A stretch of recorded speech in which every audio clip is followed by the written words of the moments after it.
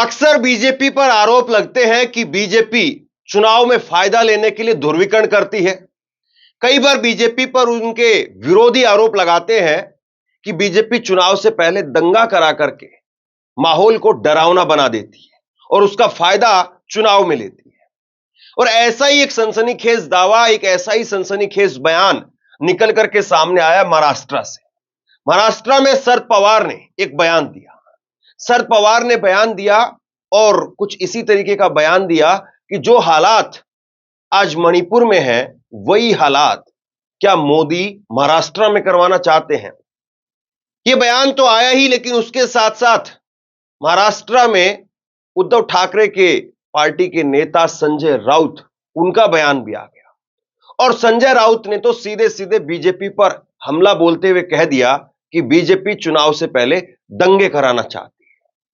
महाराष्ट्र के चुनाव अब 3 महीने के अंदर अंदर होने वाले हैं और यह चुनाव बहुत अहम है। सबको पता है 288 सीटों वाले इस महाराष्ट्र में जिसकी बाजी यहां पर हाथ लगेगी, वो निश्चित तौर पर केंद्र तक धमक बना देगा। ऐसे में महाराष्ट्र चुनाव से पहले शरद पवार के बयान और संजय राउत के बयान और उस पर फिर बीजेपी का पलटवार, और आखिरकार ये जो बयान आरोप प्रत्यारोप चल रहा है, इसके केंद्र में बैठे हुए हैं मराठा आरक्षण को लेकर के जो हंगामा चल रहा है, उस पर भी बात करेंगे। लेकिन सबसे पहले शरद पवार का बयान देख लीजिए। शरद पवार ने कहा, देश में हालात बदलने की जरूरत है। इसके लिए जाति, वर्ण, धर्म सभी को एक साथ मिलकर काम करने की जरूरत है। कहीं मणिपुर जैसी स्थिति महाराष्ट्र में भी ना हो जाए। प्रधानमंत्री ने मणिपुर में कदम नहीं रखा, उसी तरह महाराष्ट्र में भी कई जगह दंगे होंगे, ऐसे हालात पैदा हो गए हैं। शरद पवार का यह बयान अपने आप में वाकई चौंकाने वाला है। और इस बयान में नीचे की लाइन कि नरेंद्र मोदी ने मणिपुर में कदम नहीं रखा है, ऐसे ही महाराष्ट्र में नहीं आए हैं और महाराष्ट्र में कई जगह पर ऐसे हालात बने हुए हैं कि दंगे हो सकते हैं। शरद पवार के इस बयान के बाद बड़ा बयान सामने आया शिवसेना के नेता संजय राउत का। संजय राउत ने कहा, कुछ लोग जाति और धर्म के आधार पर महाराष्ट्र में मणिपुर जैसे हालात पैदा करने की कोशिश कर रहे हैं। शरद पवार ने जो कुछ कहा है वह सच है और बीजेपी विधानसभा चुनाव से पहले दंगे फैलाना चाहती है। तो यहां पर संजय राउत ने इस बयान पर और प्रमुखता से बीजेपी के ऊपर आरोप लगा दिया। कहा कि बीजेपी जैसे मणिपुर में हुआ वैसे ही यहां पर भी दंगे फैलाना चाहती है। अब बीजेपी का इस पर पलटवार आया है। एकनाथ शिंदे की पार्टी की तरफ से भी संजय निरुपम ने इस पर पलटवार किया है।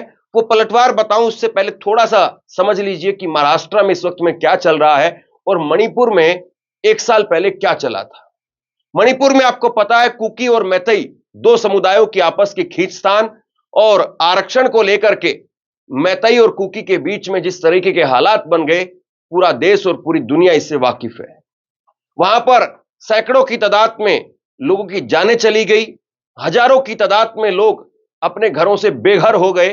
प्रधानमंत्री से लगातार विपक्ष गुहार करता रहा कि आप मणिपुर जाइए, लेकिन मोदी मणिपुर नहीं जा पाए। राहुल गांधी विपक्ष के नेता 3 बार मणिपुर जा चुके हैं, बार बार संसद में मणिपुर का मुद्दा उठा रहे हैं, लेकिन मणिपुर ऐसा लगता है कि इस वक्त में बीजेपी की प्राथमिकता या खास तौर पर नरेंद्र मोदी की प्राथमिकताओं में पता नहीं कहां पर स्थान रखता है, क्योंकि लगातार विपक्ष मांग कर रहा है और नरेंद्र मोदी अभी तक 1 साल से ऊपर हो गया है, मणिपुर की यात्रा उन्होंने नहीं की है। इस बीच में कई अन्य देशों की यात्रा कर ली, कई चुनावी रैलियां कर ली, पूरा लोकसभा का चुनाव चला गया, मणिपुर में चुनाव प्रचार के लिए भी नहीं गए। अब कुछ उसी तरह के हालात महाराष्ट्र में नेताओं की तरफ से इशारा किया जा रहा है। शरद पवार और शिवसेना के नेता संजय राउत की तरफ से इशारा किया जा रहा है कि यहां पर भी मराठा आरक्षण को लेकर के अभी तक कोई स्पष्टता नहीं आई है, जबकि यह कहा जा रहा था कि विधानसभा चुनाव से पहले महाराष्ट्र में मराठा आरक्षण दे दिया जाएगा और मुद्दे को शांत कर दिया जाएगा, लेकिन अभी तक ऐसा कुछ नहीं हुआ और इसीलिए लगातार सवाल खड़े हो रहे हैं। अब बीजेपी की तरफ से इस पर जो पलटवार आया है वो सुन लीजिए। बीजेपी शरद पवार और संजय राउत के बयान पर क्या कह रही है वो पहले सुन लीजिए। बीजेपी की तरफ से मोर्चा संभाला बीजेपी के प्रदेश अध्यक्ष चंद्रशेखर बावनकुले।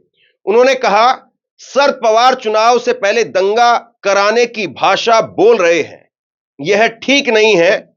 लोग बुद्धिमान है, न कभी ऐसी स्थिति थी न कभी होगी, न ही महाराष्ट्र के लोग दंगे की हद तक जाएंगे।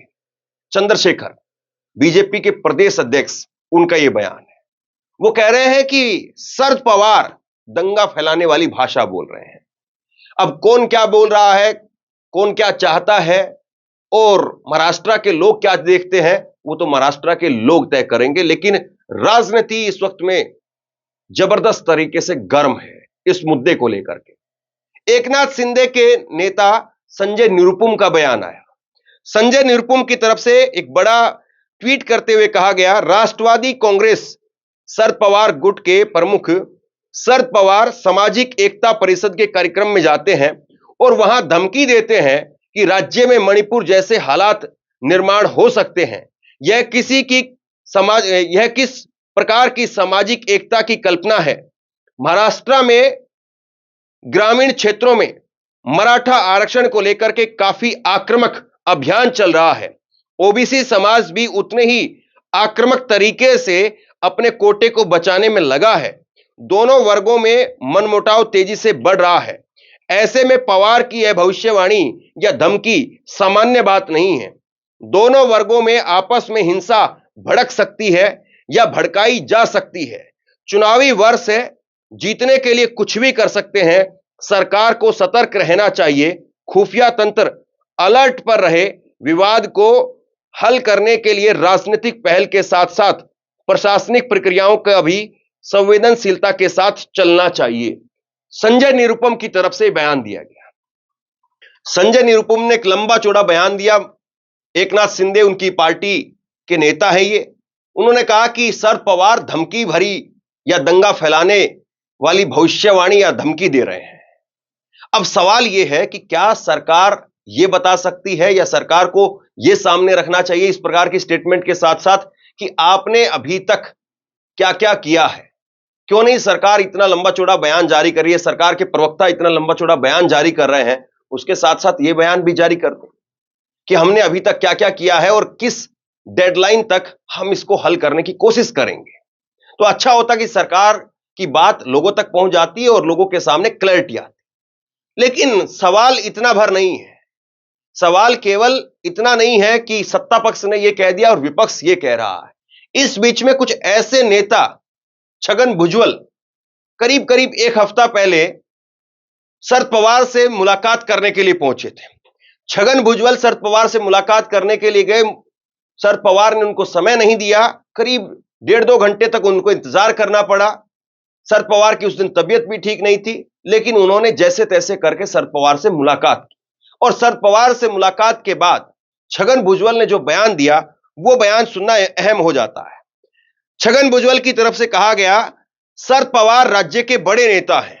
वो जानते हैं कि गांव-गांव अलग-अलग जाति के घटक रहते हैं, क्या करते हैं। मैंने उनको कहा है कि गांव-गांव में मराठा ओबीसी में झगड़ा लगा है, वो उनके होटल में नहीं जाएंगे, ये उनकी दुकान में नहीं जाएंगे और मारामारी भी शुरू हो गई है। आप दखल देंगे तो ये खत्म हो सकती है, वरना ये गरीब तबके के लोग मार खाते जाएंगे, बाद में सब बिगड़ जाएगा। ओबीसी तबके को अपने आरक्षण को बचाना था, तो बचाने के लिए आप आएंगे।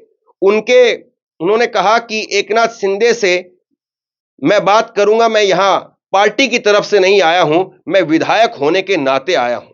ये छगन भुजबल की तरफ से कहा गया।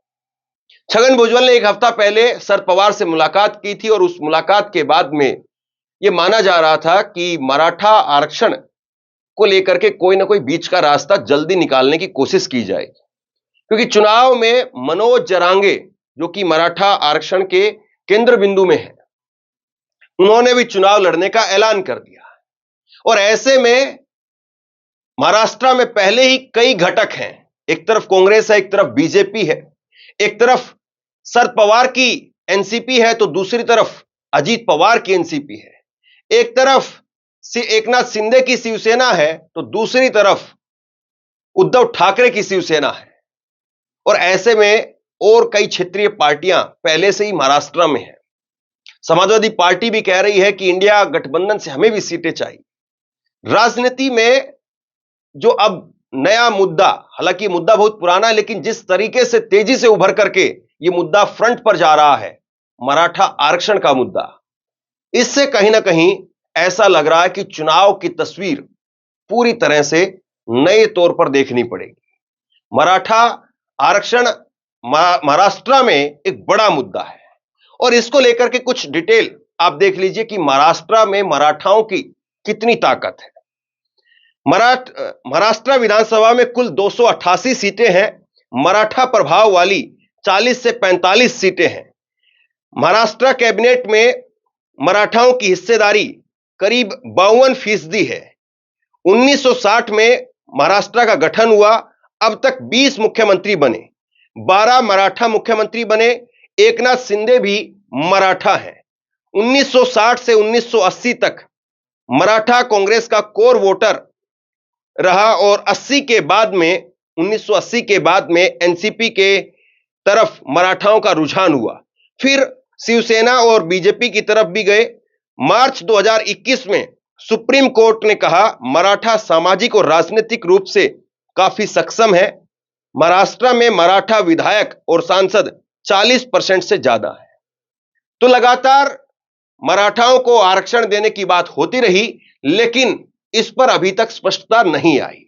कोई भी पार्टी मराठाओं के आरक्षण के खिलाफ जाती हुई दिखना नहीं चाहती है, लेकिन खुल करके अभी तक सरकार इस पर मोहर भी नहीं लगा पा रही। एकनाथ शिंदे हो या देवेंद्र फडणवीस हो, शरद पवार हो या उद्धव ठाकरे हो या कांग्रेस के नेता नाना पटोले हो, तमाम नेताओं का अभी तक यही रहा है कि सब मिल करके इस पर कोई समाधान निकाला जाए, लेकिन अभी तक मराठा आरक्षण को लेकर के समाधान नहीं निकल पाया है।